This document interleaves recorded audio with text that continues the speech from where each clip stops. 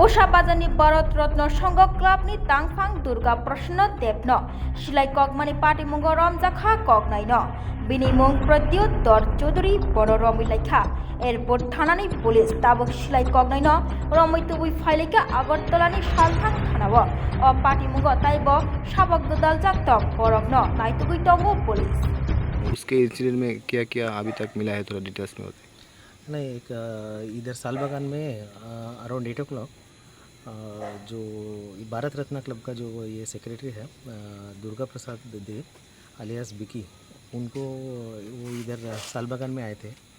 तो एक आदमी आके उसको 3 गोली शॉट मार के चला गया। तो वो जब तक हॉस्पिटल में लेके गए तो वो ऑलरेडी मर चुका था।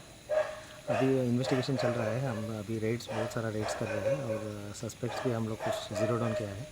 अभी भी इन्वेस्टिगेशन चल रहा है। किसी को अरेस्ट किया, कुछ मिला क्या? नहीं, वही अभी चल रहा है, रेड चल रहा है।